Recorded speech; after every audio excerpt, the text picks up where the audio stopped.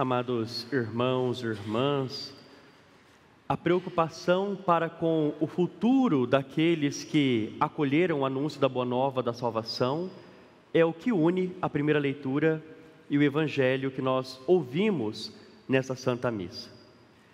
Na primeira leitura, nós vemos Paulo se despedir dos cristãos de Éfeso. Depois de ficar por cerca de 3 anos no meio deles, o apóstolo vê cumprida a sua missão e agora precisa avançar para águas mais profundas, ir para outros lugares, viver e exercer o seu apostolado em outras localidades. Mas o apóstolo se preocupa com o futuro daqueles a quem ele evangelizou. Paulo está consciente de que surgirão lobos ferozes, isto é, pessoas ferozes, pessoas maldosas, que poderão provocar agitação no rebanho. Paulo também é lúcido o suficiente para saber que do meio da própria comunidade poderão surgir pessoas com doutrinas nada a ver com a fé cristã que ele havia semeado, pregado e testemunhado. O apóstolo, portanto, dirige-se aos anciãos da igreja de Éfeso, aos presbíteros daquela igreja, pedindo que eles levem a sério a consagração que receberam do Espírito Santo e que, levando a sério essa consagração, eles realmente guardem, protejam e cuidem do rebanho que o Espírito Santo colocou sob o cuidado e sob a tutela deles. Quais são aqui os conselhos de Paulo para os presbíteros, os anciãos da igreja de Éfeso? Primeiro, a vigilância. Eles precisam estar cientes daqueles que poderão provocar agitação e também daqueles que poderão surgir dentro do próprio rebanho, querendo ensinar doutrinas contrárias à fé cristã. Segunda preocupação de Paulo, que se torna aí o conselho do apóstolo para com aqueles anciãos, aqueles homens, que eles levem a sério a consagração recebida, pastoreiem o povo de Deus com solicitude e sejam capazes de se doar inteiramente ao bem da comunidade cristã que fica ali. E terceiro conselho, Paulo convida aqueles homens ao desinteresse. Assim como ele trabalhou durante os 3 anos em que esteve em Éfeso para se sustentar e garantir a sobrevivência dos seus colaboradores, ele também quer que aqueles homens não sejam um peso para a comunidade, mas saibam também trabalhar para garantir o próprio sustento e dar o testemunho da importância de ter ocupação, uma atividade, uma tarefa.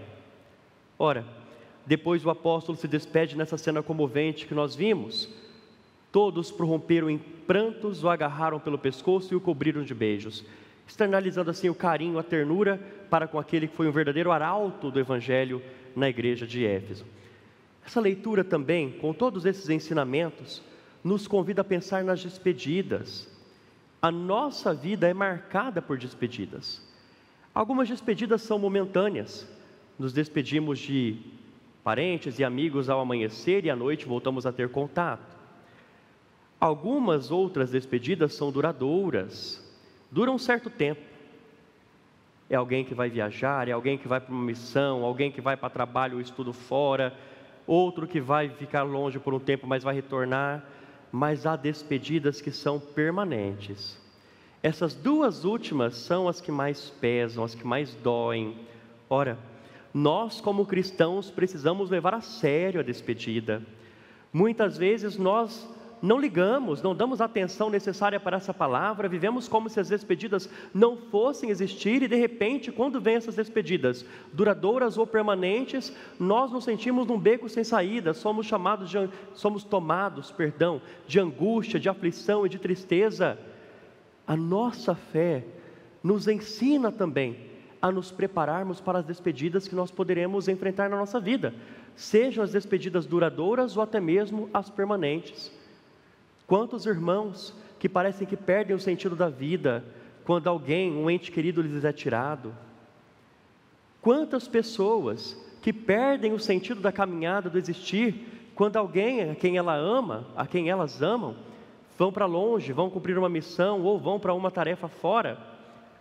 Nós precisamos estar preparados para as despedidas, sejam elas as duradouras ou as permanentes, porque as despedidas fazem parte da nossa vida, fazem parte da nossa realidade, e nós não podemos viver fingindo que elas não existem. No Evangelho, nosso Senhor Jesus Cristo reza pelos seus discípulos para que eles sejam congregados na unidade. E o modelo por excelência da unidade é o vínculo existente entre a Trindade Santa, o Pai e o Filho e o Espírito Santo. Como bem sabemos, não são 3 deuses, mas um só Deus em 3 pessoas. Pois bem, o vínculo de união entre essas 3 pessoas divinas é o modelo que Jesus dá para os discípulos viverem a unidade. Irmãos e irmãs, nós temos as nossas diferenças entre nós, não somos iguais. Somos diferentes no modo de pensar, no modo de ser, no modo de agir. Somos diferentes no modo como nós nos portamos e nos comportamos. Mas para buscar esta unidade que Jesus deseja e pela qual Ele reza, nós precisamos deixar as nossas diferenças de lado, frutos da nossa personalidade única, e trabalhar por aquilo que é comum.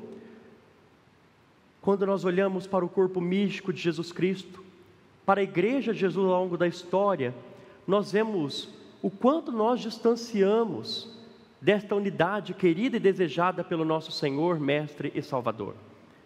Não pensemos que a divisão entre os cristãos foi só lá no final da Idade Média, início da Era Moderna, século XVI. Antes mesmo, nós tivemos outra divisão drástica no seio da igreja. E nos primórdios da igreja, nós também contamos com grupos sectários que não quiseram aceitar a doutrina cristã tal qual revelada pelos apóstolos e viverem em comunhão com a igreja. É muito triste quando nós olhamos e vemos como que os cristãos têm se dividido mais e mais. O orgulho, a falta do diálogo sincero, a falta do diálogo aberto, a falta do diálogo autêntico, a falta de compreensão, a falta de respeito, a falta da capacidade de descer à altura do outro para compreender o outro e também ser compreendido, causou todas essas divisões no corpo místico de nosso Senhor Jesus Cristo, de modo que muitas vezes as divisões chegam a tal ponto que o diálogo se torna praticamente impossível. Não é esse o desejo de nosso Senhor Jesus Cristo. E é por isso que no Evangelho o Senhor reza pela unidade dos discípulos. A divisão não é obra de Deus, é obra do diabo. Quando nós alimentamos, seja dentro da igreja ou até mesmo com os irmãos que pertencem a outras comunidades eclesiais, quaisquer tipos de divisões e de separações, nós não nos comportamos como filhos de Deus, mas como filhos do inimigo. Por isso que nós estamos rezando esta missa hoje, pedindo pela unidade dos cristãos. Que todos aqueles que professam a fé na pessoa de Jesus Cristo, todos aqueles que receberam o batismo de nosso Senhor Jesus Cristo, todos aqueles que creem no Evangelho de Jesus Cristo, esse Evangelho de vida, de esperança e de salvação, e todos aqueles que lutam, iluminados pela fé, por um mundo melhor, possam deixar as diferenças de lado e trabalhar por aquilo que diz respeito ao bem de todos. O que está em xeque é a salvação das almas, o que está em xeque é a nossa salvação. E para que essa salvação aconteça e alcance o maior número possível de pessoas, nós precisamos tomar consciência de que a divisão, o desejo de se separar, de se segregar mais e mais, é uma constante ameaça. E termos a vigilância necessária para não cedermos a esta ameaça que continuamente bate à nossa porta. Cuidemos, irmãos e irmãs, para não cairmos na tentação do mal, que quer sempre nos ver separar para atrapalhar o avanço do Evangelho de Jesus Cristo. E sejamos na igreja e no mundo promotores da unidade, caminhando juntos, iluminados pelo mesmo Espírito Santo, professando a fé na pessoa de Jesus Cristo, crendo nos valores e princípios do Evangelho e trabalhando para a transformação do mundo. Não pensemos que só a igreja muitas vezes está dividida, os cristãos estão divididos, mas encontramos uma divisão triste em nossa sociedade por diversos fatores. Nós não poderemos construir um mundo melhor, uma sociedade melhor, mais justa, mais fraterna, com paz e harmonia, se nós continuarmos a nos dividirmos e deixarmos que as nossas diferenças falem mais alto dentro de nós e ao nosso redor. A gente precisa aprender a compreender o outro. A gente precisa aprender a respeitar o outro. E a gente precisa também, muitas vezes, ser como Jesus, descer ao nível do outro para compreendê-lo, para que, dando este exemplo, o outro também desça ao nosso nível, nos compreenda e aprenda também a nos respeitar, a nos compreender e juntos, deixando as diferenças, nós possamos trilhar um caminho comum. Que o Senhor Jesus ressuscitado, cuja ascensão nós celebramos no último domingo, rogue incessantemente ao Pai, para que a unidade seja uma verdade na igreja, no mundo e na nossa sociedade. E que nós sejamos promotores desta unidade, lutando contra tudo e contra todos que querem a todo custo promover mais e mais a separação e a divisão entre as pessoas. Longe de nós essa tentação do maligno. Louvado seja nosso Senhor Jesus Cristo.